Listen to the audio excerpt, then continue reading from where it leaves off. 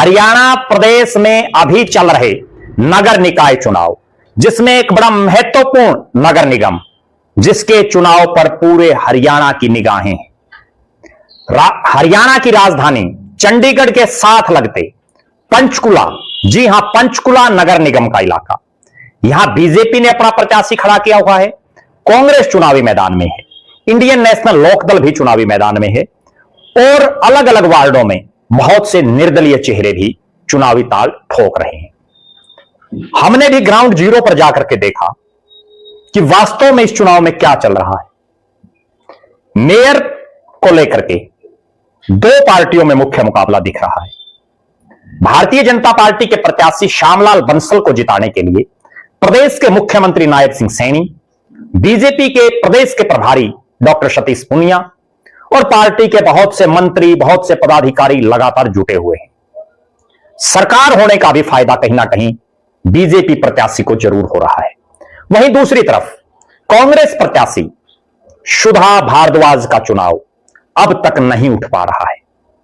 सुधा भारद्वाज, जो हरियाणा महिला कांग्रेस की प्रदेश अध्यक्ष भी रही, उनके पति संजीव भारद्वाज वर्तमान में पार्टी के जो मीडिया इंचार्ज हैं, वो हैं वर्षों से पति पत्नी पार्टी की मजबूती को लेकर के लगे हुए हैं।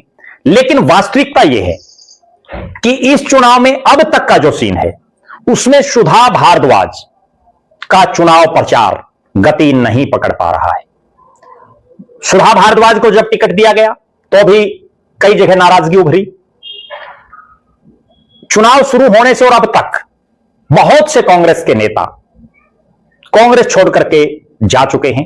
कई बड़े चेहरों ने भी कांग्रेस छोड़ी है, बीजेपी में शामिल हो चुके हैं। कांग्रेस को लगातार झटकों पर झटके, राजनीतिक झटके लग रहे हैं।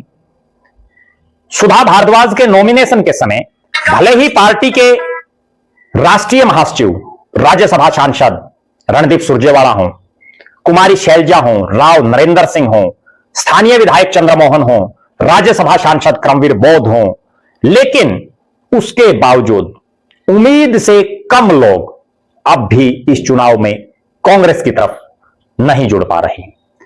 विशेषकर चौधरी भूपेंद्र सिंह हुड्डा और दीपेंद्र सिंह हुड्डा के जो नजदीकी हैं, वो अब तक सक्रिय कहीं दिख नहीं रहे। विशेष तौर पर कांग्रेस महापौर जो प्रत्याशी हैं, मेयर प्रत्याशी जो है, सुधा भारद्वाज के कार्यालय में भी ज्यादातर कुमारी शैलजा और रणदीप सिंह सुरजेवाला गुट से जुड़े हुए नेता दिखाई देते हैं।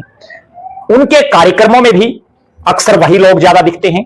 और इस पूरे इलाके में रणदीप सिंह सुरजेवाला का तो खुद का कोई विशेष जनाधार है नहीं।